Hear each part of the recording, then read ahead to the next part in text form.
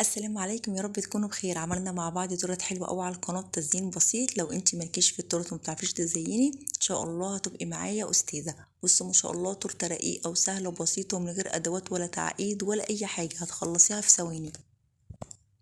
التورته ديت مقاسها 20، ما شاء الله بتكفي من 6 ل8 افراد، عاليه وكبيره وتحفه اللهم بارك. بصوا شكلها عامل ازاي، قمر. هنعملها بطريقه سهله وبسيطه جدا، واقول لكم كل حاجه فيها بالتفصيل. وريت لو بتشوفوا القناه لاول مره تشتركوا في قناتي وتفعلوا الجرس على الكل عشان يوصلكم مني اشعار بكل فيديو انا بنزله. وما تنسوش يا حبايبي تحطوا لي لايك الفيديو. يلا بينا نشوف الطريقه. بسم الله الرحمن الرحيم. معايا اول حاجه الكيكه الاسفنجيه، كنا عملناها مع بعض الفيديو اللي قبل اللي فات. كيكه اسفنجيه هشه وخفيفه ومرتفعه جدا، تحفه. ما استخدمناش بقى محسن جيل عشان الناس اللي بتخاف من محسن الجيل او ما بيكونش عندها، وكمان من غير سبونج جاهز. عملناه بالدقيق العادي وبالميه، حلوه جدا جدا ما شاء الله. بصوا هشه جدا ومرتفعه، والطبقه يعني ما شاء الله كده تخينه. تعجبكم جدا. اسيب لكم ان شاء الله اللينك بتاعها في صندوق الوصف عشان ما تكونش مطوله عليكم الفيديو. وهنزينها بطريقه سهله وبسيطه جدا. يلا بينا نشوف الطريقه.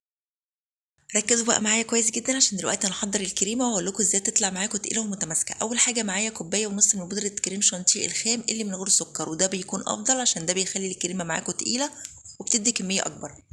وانا هنا مستخدمه الكوبايه المعياريه ال 200 مللي او اي كوبايه عندك 200 مللي. بعد كده حطيت معلقتين كبار من المعالق المعياريه او معلقه الاكل بودره الكريم باستري.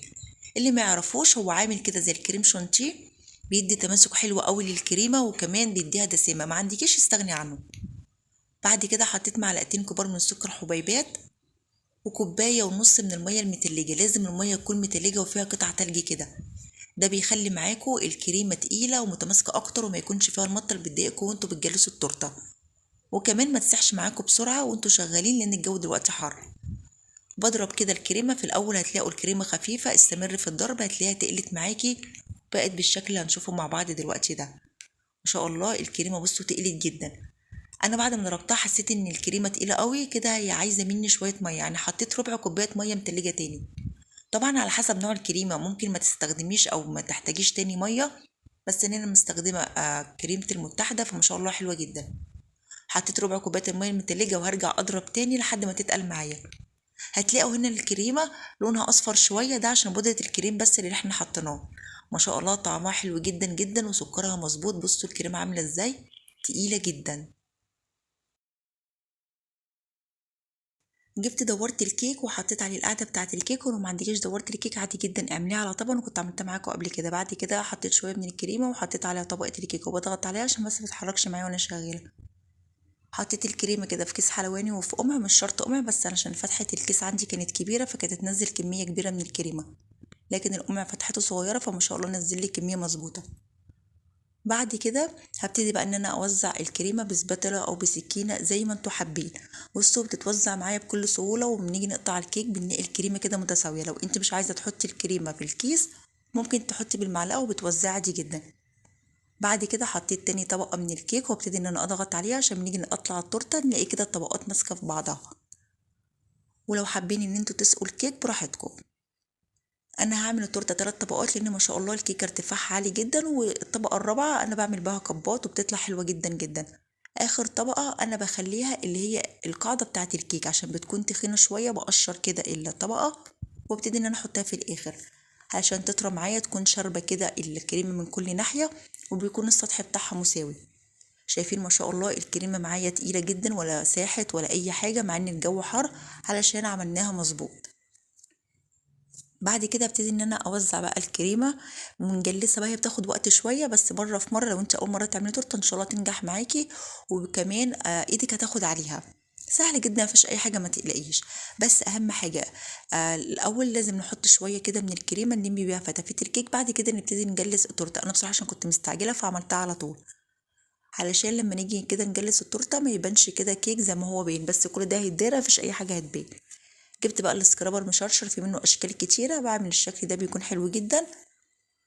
بعد كده هبتدي ان انا اخد الكريمه كده من فوق بالسكرابر او بسكينه اي حاجه عندك، وبدخل الزياده كده من بره لجوه. شايفين سهله جدا والتجليس بتاعها بسيط، يعني بصوا مفيش اسهل من كده، ولا استخدمنا ادوات ولا اي حاجه. بعد كده ببتدي ان انا انضف قاعده الكيك وبدخلها التلاجة لمده ساعتين عشان الكريمه تمسك معانا. دخلنا التورته التلاجة، ودلوقتي هنعمل صوص الشوكولاته سهل وسريع جدا، وهقولكوا البديل بتاعه. معايا معلقتين كبار من الشوكولاته النوتيلا او النوتيلا بتاعت سما، لان هنا مستخدمه النوتيلا بتاعت سما، طعمها حلو جدا جدا وسعرها كويس بالنسبه للنوتيلا الاصليه. مش بسيحها على النار ولا حمام ميه ولا اي حاجه، مجرد ان انا بحط فيها كده شويه زيت واقلب هي بتفك معايا لحد بقى ما بتوصلي للقوام اللي انت عايزاه. يعني انت لو هتصبيها على التورته خففيها شويه، هتحشي بيها يبقى خليها تقيله كده. دي كده معايا تقيله، انا عايزاها خفيفه شويه فهزودها شويه زيت واقلب تاني. طب لو انت ما عندكيش شوكولاته نوتيلا، هاتي 100 جرام من شوكولاته مطبخ او سما، اي نوع انت حباه، وقطعيه حتت صغيره وحطي عليه ربع كوبايه من الميه المغليه او حليب مغلي، وقلبيهم مع بعض كويس لحد ما يدوبوا. وبعد كده حطي معلقه صغيره من الزيت واشتغلي بيه زي النوتيلا كده بالظبط. بصوا ده القوام بتاعه تحفه. طلعت تورته من التلاجة وحطيت صوص الشوكولاته كده في كيس تلاجة، وفتحته فتحه صغيره وابتدي ان انا انزل بدربات كده على التورته. بصوا الدربات هنا كانت تقيله، صوص الشوكولاته كده كان تقيل فكان عايز يتخفف تاني شويه. انا عماله انزل، يعني انا المفروض كنت من اول مره لقيته كده تقيل خلاص بقى ما كملش، مش عارفه كنت ليه عماله اكمل. ما عملتش اي حاجه، انا فضيت صوص الشوكولاته وحطيت معلقه زيت وخففته كده. بصوا كده بينزل معايا بكل سهوله.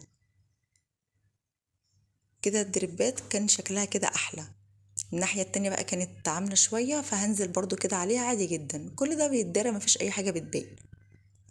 باقي الصوص كده الشوكولاته هبتدي ان انا احطه كده من فوق، هبتدي ان انا اغطيها كلها. لو الشوكولاته معاكي خفيفه هتلاقيها بتوزع معاكي بسهوله. بعد ما وزعت عليها كده الشوكولاته، بس للاسف الكاميرا كانت فاصله، بس ما عملتش اي حاجه غير بس ان انا وزعت الشوكولاته ودخلتها التلاجة لمده ساعه. بعد كده تزيين بسيط جدا. بصوا انا جبت 50 جرام من الشوكولاته البيضاء، سيحتها مع معلقه زيت على حمام ميه، سبتها لحد ما تبرد. بعد كده ابتديت ان انا احطها في كيس وافتح فيه فتحه صغيره جدا واعمل خطوط بالشكل ده طول وعرض. جبت بقى الشوكولاته دي قوالب بتدوك الشكل ده. انا كنت عملت معاكم قبل كده تورته وكان فيها قالب سيليكون وكان فيها شكل معلقه، فاداني شكل معلقه. فعلى حسب القالب اللي انتوا بتعملوه بيطلعوا شكل الشوكولاته. مفيش اي حاجه، انا مجرد ان انا بسيح كده الشوكولاته من غير اي اضافات وبحطها في القالب وبدخلها الفريزر تجمد، بطلعها بيكون بقى على حسب الشكل القالب اللي انت جايباه. بعد كده عملت الشوكولاته بالشكل ده. ان شاء الله هعمل لكم فيديو حلو قوي ازاي تعملوا جناش اقتصادي وتزينوا كده الشوكولاتات بالحركات ديت، ان شاء الله هيعجبكم.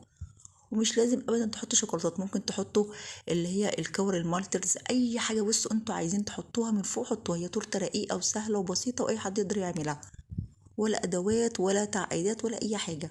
بعد كده الكريمه مكفتش معايا، فجبت ربع كوبايه من الكريمه على ربع كوبايه ميه متلجه ومعلقه صغيره من السكر، ضربتهم وابتديت اعمل كده روزيتات من تحت. مش عايزين تعملوا من تحت روزيتات عادي جدا برضو هي تحفه. بصوا ما شاء الله التورته رقيقه وسهله وجميله جدا. بسم الله ما شاء الله خلصت التورته. بصوا انا لازم كل ما اجي اعمل تورته او اعمل جاتو اعمل اي حاجه في الشوكولاته لازم صباعي يغرز كده في قلب الحاجه اللي انا بعملها. بصوا هتلاقوا في نقطه كده صباعي برضو غرز فيها، فحطيت عليها شوكولاته طبعا عشان الشوكولاته ابتدت ان هي تمسك نفسها، فلما حطيت تاني تحسوا كده ان هي عامله دوريه كده، لكن مش باينه خالص. ان شاء الله التورته سهله ورقيقه وبسيطه وجميله جدا جدا، جربوها ان شاء الله تعجبكم. سامحوني مش هقدر اقطعها معاكم عشان دي تورته عيد الميلاد. فيا رب يكون الفيديو عجبكم وتجربوها، واشوفكم في فيديو جديد ان شاء الله. مع السلامه.